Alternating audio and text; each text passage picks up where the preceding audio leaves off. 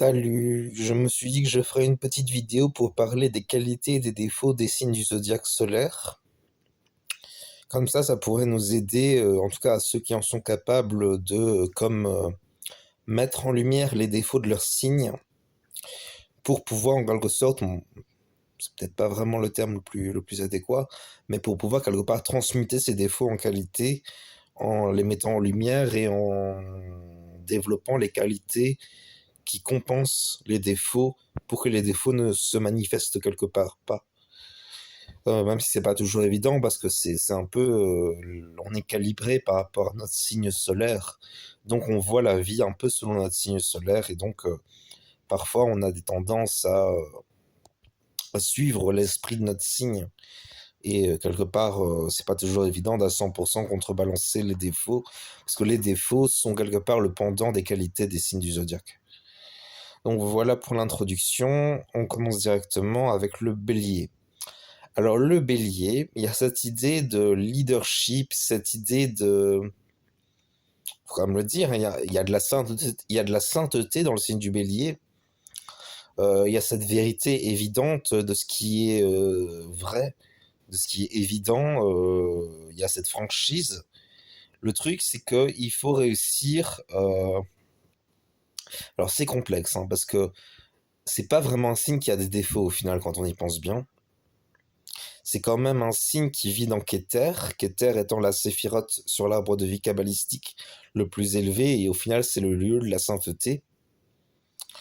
Donc, quelque part, c'est pas vraiment un signe qui a des défauts, en tout cas selon ses interprétations. Mais vraiment, il y a cette capacité peut-être à transmuter les défauts de la franchise. Il faut développer un... Quand on est bélier, j'ai envie de dire, c'est complexe, hein, parce que c'est pas évident pour un bélier de comprendre vraiment les autres sensibilités. Souvent, les béliers, ils sont dans leur vie et ils vont rester dans leur vie souvent. Et au final, ils auront des difficultés à développer de l'empathie pour les gens autour d'eux qui ne vivent pas cette même expérience qu'eux. Euh, donc c'est quelque part ce qu'on pourrait dire que même si c'est pas vraiment un signe qui a des défauts, encore une fois, ce que je dis, il faut le prendre avec subtilité, on va dire. On pourrait dire que c'est un signe qui a besoin de contrebalancer sa franchise parfois excessive et sans empathie, avec de l'empathie, cette capacité à comprendre ce que l'autre vit. Ça passe aussi par notamment chercher à comprendre et parler et communiquer. Le truc, c'est que le bélier n'est pas un signe solaire qui tend vraiment à chercher à comprendre et à entrer dans la relation. C'est un signe masculin et c'est un signe masculin dominé par Mars. Donc on n'a pas du tout cette énergie, on n'a pas vraiment cette énergie de la relation chez le bélier. Donc oui, voilà pour le bélier. Du coup, donc je sais, j'ai entendu dire que c'était un signe qui n'était pas toujours hyper apprécié. C'est quand même un peu méconnaître le signe du bélier, parce qu'au final, quand on observe bien, c'est un signe qui est quand même assez... Enfin, faut le dire, c'est un signe qui est qui est franc. C'est un signe qui dit les choses au final. Donc, il y a quand même une beauté dans le signe du bélier par rapport à ça. Enfin, une beauté. Oui, une beauté, on peut dire ça. Ensuite, après, c'est le taureau. Alors, le taureau, la qualité principale, on pourrait dire que ça va être la capacité à être gentil de manière globale et à avoir du cœur pour les autres autour de soi. C'est vraiment le signe dominé par le cœur, hein, avec le cancer, le taureau. Même si c'est un cœur qui se centre plus sur les choses matérielles plutôt que sur les choses, on va dire, plus sentimentales, plus émotionnelles. Mais ça passe aussi par ça, bien sûr. Mais c'est avant tout un cœur qui est concentré sur le matériel. Justement, bah, vu que je dis ça, ça me permet d'embrayer sur la suite de la vidéo, c'est-à-dire quels sont les défauts du taureau. Le taureau, c'est souvent un signe qui est très convaincu de ce qu'il pense. Un peu comme le bélier d'ailleurs. Et c'est souvent un peu vrai. Simplement, il faut se rappeler que c'est comme... c'est un signe, déjà c'est un signe féminin dominé par Vénus. Donc encore une fois, comme le bélier est un signe double martien, le taureau est un signe doublement vénusien. Donc il y a cette énergie de Vénus qui est très présente, et donc en quelque sorte, et c'est pas vraiment un excès de sensibilité, mais il y a quelque chose de l'ordre quand même d'une forte sensibilité. Donc le taureau, c'est quand même un signe qui perçoit beaucoup les choses. C'est un signe notamment de clairvoyance, le taureau. Et pour ceux qui sont pas taureaux ou qui n'ont pas accès à l'expérience de ce que c'est que d'être taureau, ça va pas toujours être évident de capter ce que les taureaux veulent dire ou ce que les taureaux perçoivent. D'ailleurs, des gens ils disent même que le signe du taureau, c'est un taureau, que les taureaux seraient pas très intelligents. C'est faux, hein, bien évidemment, c'est faux. Simplement, c'est peut-être des gens qui sont dans leur... c'est des gens souvent... pas tellement ouverts d'esprit, par contre, les taureaux, ça c'est vrai. Les taureaux ne sont pas très ouverts d'esprit, parce que souvent, ça prend du temps pour acquérir de nouvelles idées, de nouvelles pensées pour un taureau. Ça demande une certaine rumination, un certain travail de l'idée qui prend du temps. C'est un signe qui prend son temps pour penser les choses, hein, le taureau. Alors, comment transmuter les défauts du taureau? Ouvrir son esprit, développer cette capacité peut-être à penser autrement, à voir selon le point de vue de l'autre. En plus, c'est un signe de clairvoyance, donc c'est un signe qui peut relativement bien comprendre ce que les autres expérimentent. Relativement. Il y a toujours un certain niveau de relativité dans tout ça. Ensuite,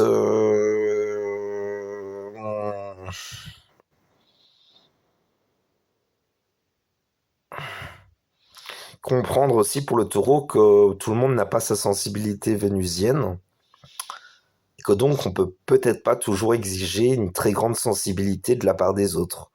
Le taureau est quand même un signe qui est tout le temps dans sa Vénus quelque part, en tout cas pour certains. Oui, c'est même vrai, en fait, on est tout le temps dans la Vénus avec le taureau. Et donc, quelque part, c'est pas toujours évident comment dire, de sortir de sa Vénus pour vivre plus à travers son Mars ou vivre plus à travers son Mercure. C'est pas du tout évident pour un taureau de faire ça. Comme tout le monde, au final, les béliers aussi vivent surtout à travers leur Mars. Les cancers vivent surtout à travers leur Lune, etc., etc. Chacun a sa planète dominante, quelque part. Donc, c'est pas toujours évident. Mais il faut réussir, je pense, vraiment à comprendre le point de vue des autres c'est aussi une voie de libération d'ailleurs pour les taureaux, parce que ça leur permet de comprendre que l'autre n'a peut-être pas dit telle chose que dans l'esprit de l'autre, c'est pas un manque de sensibilité quelque part, peut-être ce qu'il ou elle a dit. Donc, enfin, c'est relatif encore une fois. Donc, ça dépend des situations. Le signe du taureau, c'est aussi un signe qui a tendance à avoir des difficultés, à être vite, en tout cas pas au début, mais dans le début d'une relation, souvent les taureaux sont patients, mais s'il y a un surplus de manque de sensibilité envers l'autre, il faut savoir que c'est quelque chose qui à la longue peut vraiment rendre un taureau très en colère. Je pense qu'il y a plusieurs chemins possibles, mais il y a certains taureaux, à partir du moment où leur patience a été... il y a certains taureaux qui n'auront plus cette capacité de patience. Moi, je m'identifie à ça, en tout cas, que parfois on expérimente des telles choses avec les autres qu'on n'a plus forcément cette énergie de la patience. Notamment d'ailleurs parce que... Après, il faut savoir que c'est subtil, c'est pas forcément lié au jugement individuel de chacun, à la vision de chacun. Parce que quelque part, les taureaux, c'est quand même un signe qui, qui est plutôt avancé sur le champ de la conscience, entre guillemets avancé. Et actuellement, on est dans l'ère des poissons et qui passe vers l'ère du Verseau.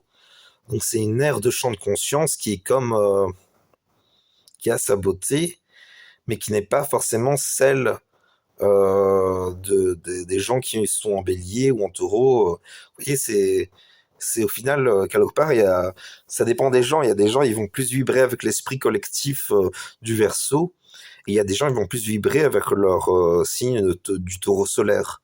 Et donc en quelque sorte, on a des gens parfois qui sont très dans leur Taureau et qui vont pas du tout vibrer Verseau ou même Poisson.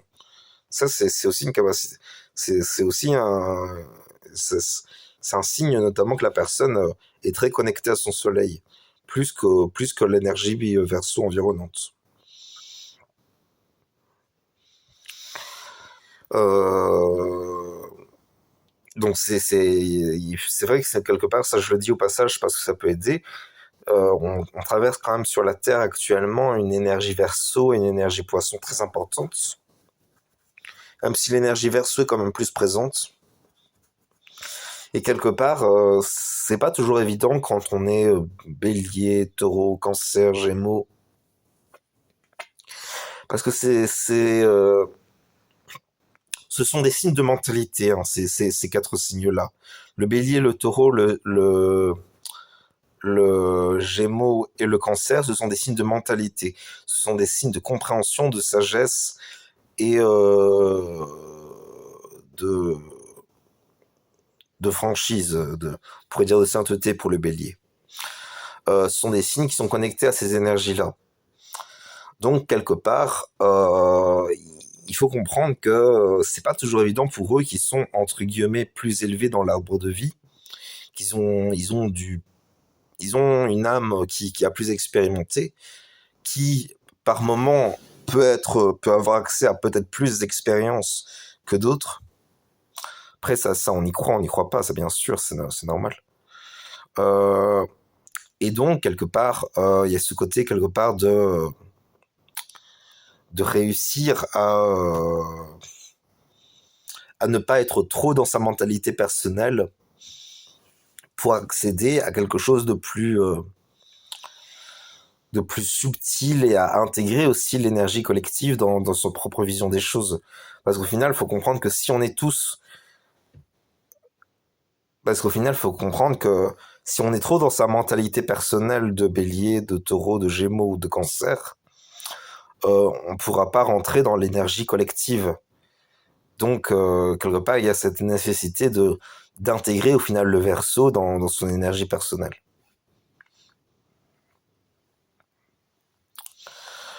Ensuite, donc ça c'était pour le taureau et la suite. Après c'est le Gémeaux. Alors le Gémeaux, c'est un signe sensible, mercurien. Donc les Gémeaux, la grande qualité c'est aussi la franchise et la sensibilité, cette capacité à communiquer. Le défaut, on pourrait dire que alors on dit parfois que les Gémeaux ont cette capacité de mentir. Je ne suis pas certain à 100%.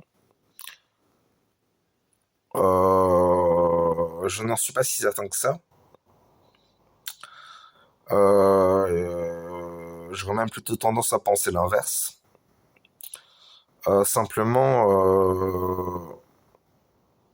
j'ai envie de dire, les Gémeaux, ils ont peut-être un besoin de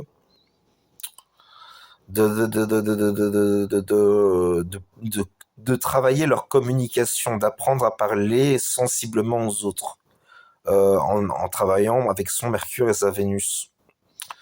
Pour Et pour les défauts, je ne trouve pas trop les défauts du Gémeaux. Encore une fois, il y a cette idée du mensonge qui est à... C'est complexe, hein, parce qu'il faut savoir qu'un Gémeaux, quand il ment, c'est pas forcément un mensonge grave et c'est pas forcément un mensonge qui est grave au sens problématique. Après, c'est subjectif. Mais j'aurais tendance quand même à penser que les Gémeaux ne montent pas forcément à la légère. C'est quand même des gens qui ont accès à qui ont accès à certains champs de conscience assez poussés. Donc, quelque part, j'aurais tendance à penser que s'ils montent, c'est pas toujours avec une grande gravité. Après, on ne sait pas, je ne sais pas la vérité profonde des choses. Ensuite, après, il y a le cancer. Alors, le cancer, ça passe essentiellement par développer son cœur pour les autres dans la qualité. Et dans les défauts à dépasser, il y a l'obsession. Il faut réussir à sortir de cette énergie de l'obsession qui fait que l'on vivrait dans le passé ou dans les mémoires du passé. Pas toujours évident parce qu'il y a des gens, ils ont des expériences telles, et le cancer est un signe de cancer, et le cancer c'est une énergie où on est trop obsédé sur un truc au tel point que ça dérape. Donc il faut réussir à sortir de cette obsession pour se focus sur le présent, sur ce qui se passe dans son présent, pour aller vers l'avenir en quelque sorte, tout en vivant le présent. Ensuite, on a le lion. Alors le lion, il y a cette connaissance de soi au sens solaire chez le lion qui est très belle. C'est la grande qualité du lion, c'est cette âme très développée. Le truc, c'est que souvent les lions, ils ont comme un orgueil et comme un besoin que leur ego, que leur valeur d'âme soit reconnue.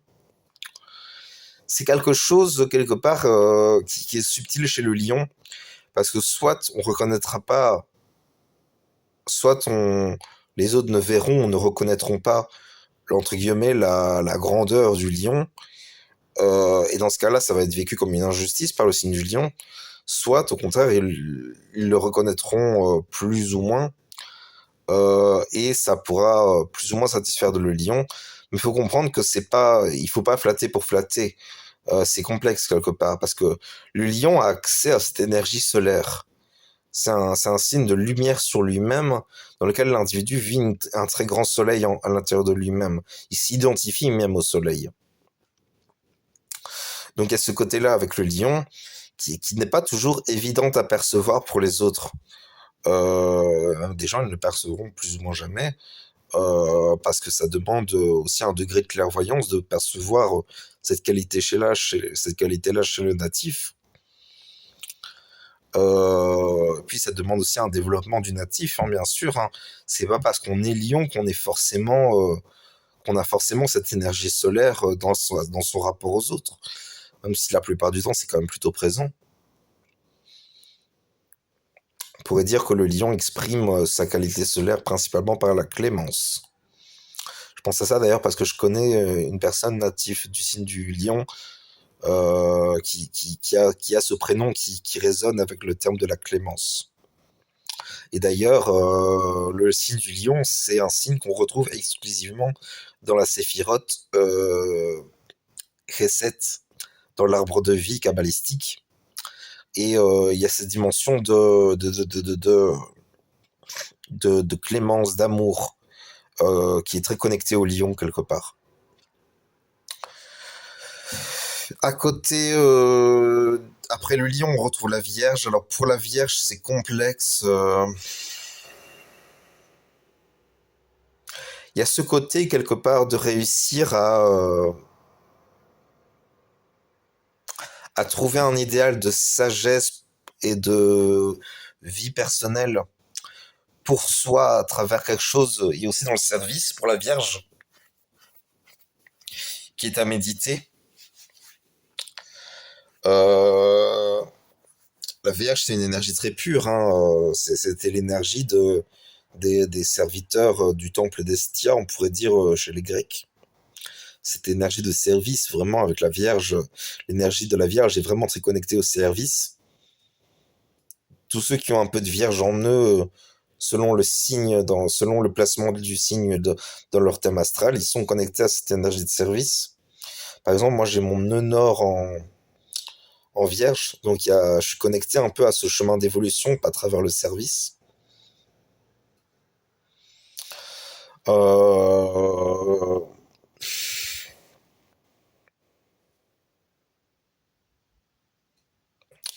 Qu'est-ce qu'on peut dire pour le signe de la Vierge? Peut-être le jugement. Il y a ce côté quand même assez fort jugemental chez la Vierge. Il y a ce côté un peu, il y a ce côté un peu de d'avoir développé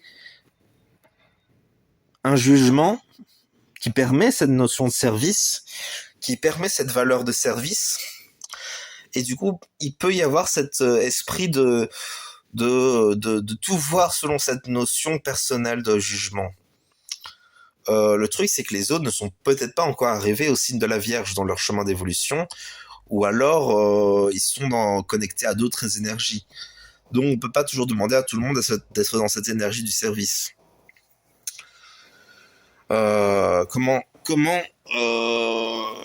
donc faut comprendre que après c'est pas toujours évident pour les natifs de comprendre ça, parce que c'est pas un signe de la Vierge et pas complètement un signe de clairvoyance, c'est plus un signe de mentalisation et de réflexion, et c'est un signe quand même assez fort, quand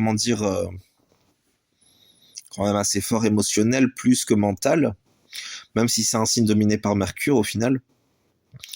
Mais c'est une Mercure qui sert plus les désirs émotionnels au final.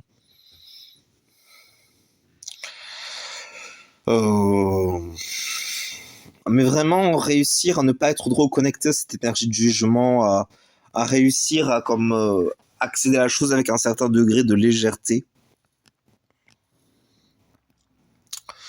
C'est-à-dire vraiment, voir les choses avec recul et se dire que cette énergie de jugement n'est peut-être pas toujours hyper adéquate, même si elle peut être aussi fondée, hein. C'est toujours cette dimension de subjectivité dans le rapport entre les choses. Ensuite, après la Vierge, il y a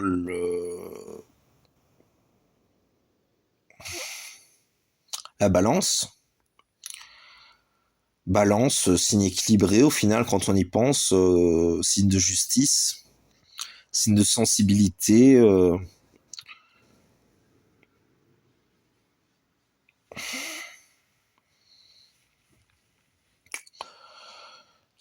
Que je ne trouve pas trop de défauts d'ailleurs. Au final, quand on y pense, la Balance est un signe quand même très équilibré, hein.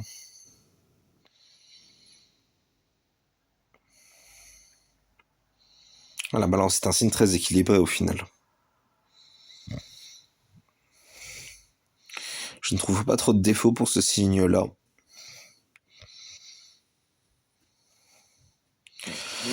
Ouais, ben voilà, si vous êtes Balance, vous êtes parfaite.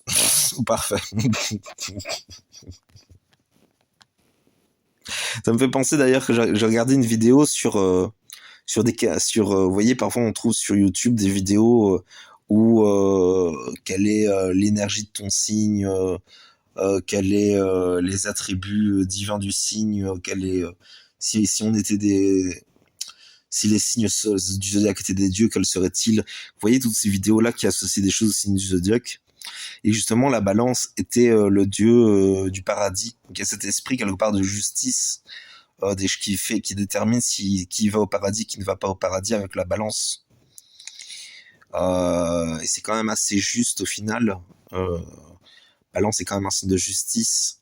La justice est donc quelque chose quand même au final qui est pas toujours évident à vivre, parce qu'il y a deux poids au final. Il y a à la fois le côté c'est subtil parce qu'il y a cette énergie à la fois de sensibilité pour l'individu, pour soi et pour l'autre, et il y a aussi cette nécessité de trouver un équilibre dans les rapports entre les individus qui est pas toujours évidente pour tout le monde.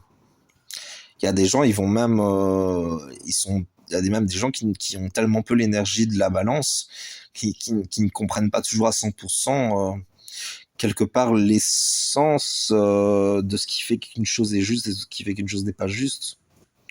Les gens aussi comme moi qui avec le temps et les expériences perdent un peu ce sens. Mais on pourrait dire qu'essentiellement le sens de la balance, c'est quand même au final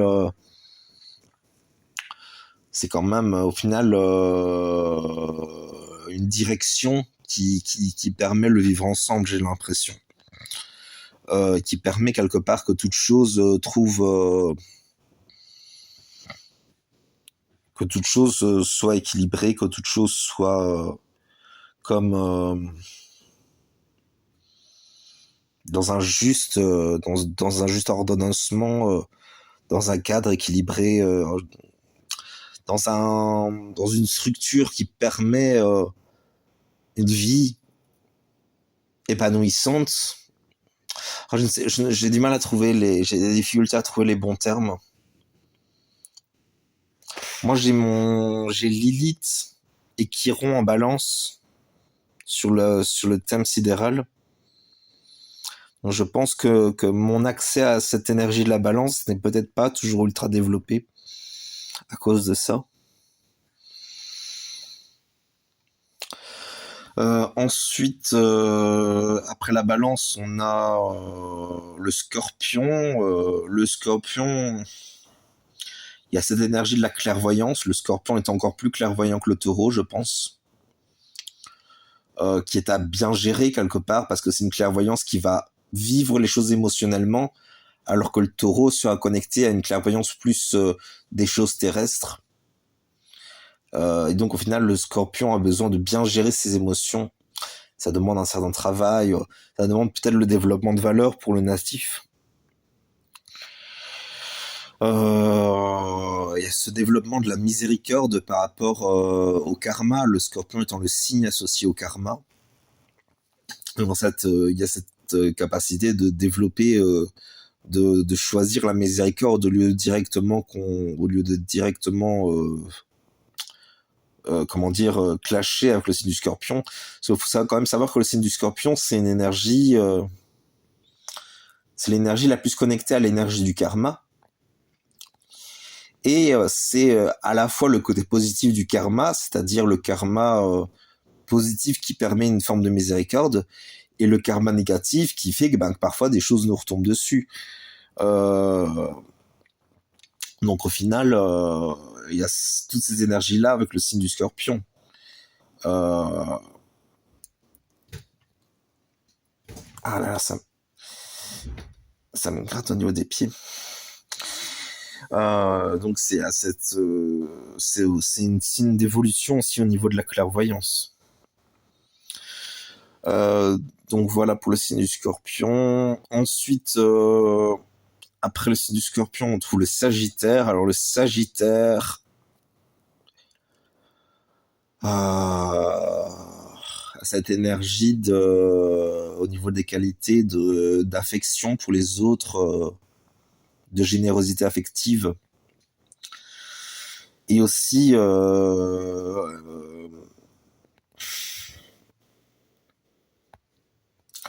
truc, c'est que bien souvent, c'est quand même un signe qui se situe au niveau du 3e triangle de l'arbre kabbalistique. Donc c'est le triangle des désirs, on pourrait dire, ce triangle-là. Donc c'est-à-dire qu'au final, l'individu sagittaire aura pas forcément accès au triangle de l'éthique. Donc il y a 3 triangles au niveau de l'arbre de vie. Il y a le triangle du sommet, qui est le triangle du mental. En dessous, on trouve le triangle de l'éthique. Et encore en dessous, on trouve le triangle des désirs. Et enfin, tout en bas, on trouve Malkout, qui représente la cristallisation de la création. Et quelque part, il y a le Sagittaire ne se situe que dans la séphirote Netzach, qui est le lieu connecté à Vénus et donc à cette affection, à cette générosité affective pour les autres et pour soi-même, que le Sagittaire exprime souvent très bien.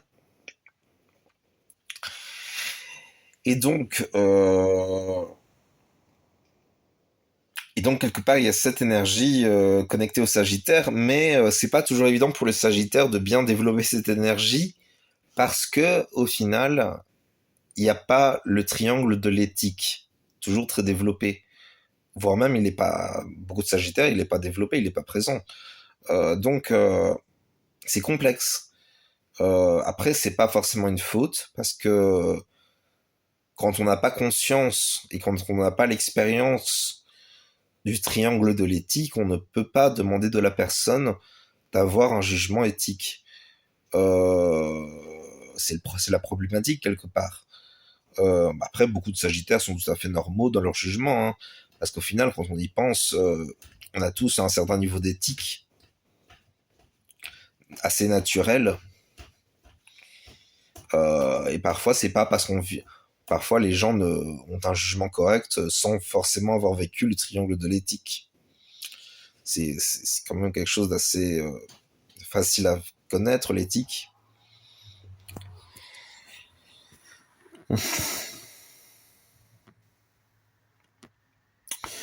Après, on a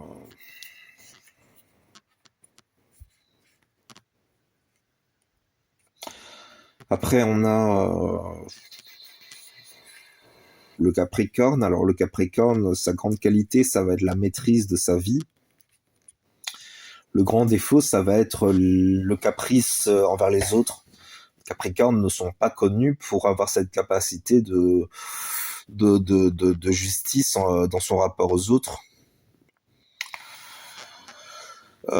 Quelque part, c'est un signe capricieux souvent, et il n'y a pas toujours cette capacité à tempérer son désir personnel pour les autres. Après, bien évidemment, c'est aussi quelque chose de subjectif, hein. C'est un jugement personnel, ce que je dis, bien évidemment. Mais le Capricorne, c'est une énergie très qui dit, c'est une énergie du genre je veux ça, et voilà quoi. Il y a un peu cette énergie là quoi. D'ailleurs, je suis ascendant Capricorne, donc ça vibre un peu avec moi. Et quelque part, c'est pas une énergie mauvaise, même si c'est une énergie qui a son côté maléfique plus développé que les autres. Mais au final,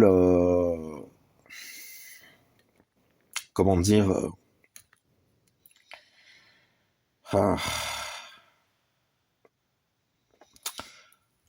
le Capricorne est un signe qui a besoin de,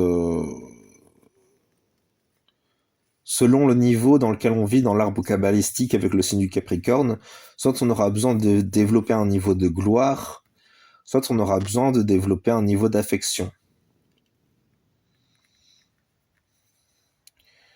Ensuite, après le Capricorne, il y a le Verseau. On pourrait dire que pour le Verseau, il y a cette énergie de vivre pour soi et de pardonner les autres, entre guillemets, pour soi aussi.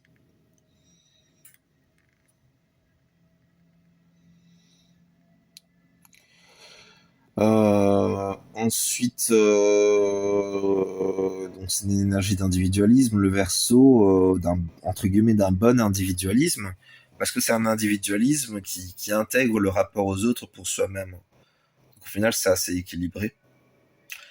Et enfin, on a le Poisson, qui est un signe qu'on ne retrouve que dans la séphirote Yesod. Donc il y a cette énergie de pureté avec le Poisson, qui est très belle, qui est très importante.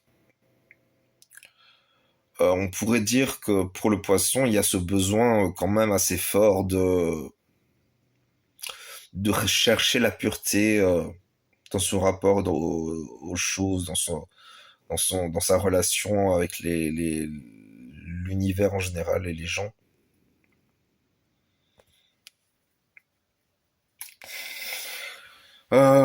Comment dire,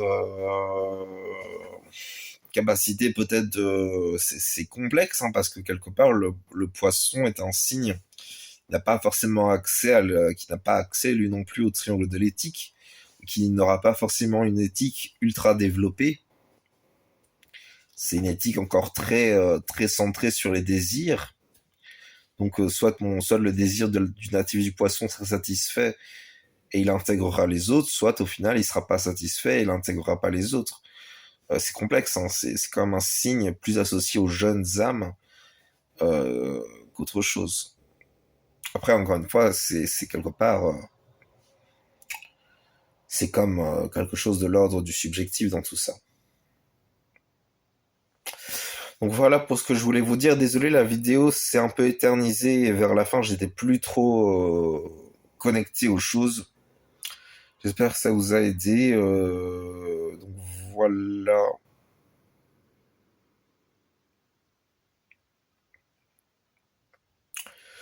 Voilà pour ce que je voulais vous dire par rapport au signe du zodiaque. Voilà. Merci d'avoir écouté. Désolé pour les interférences. Et je vous souhaite une bonne journée ou une bonne soirée ou une bonne nuit. Au revoir.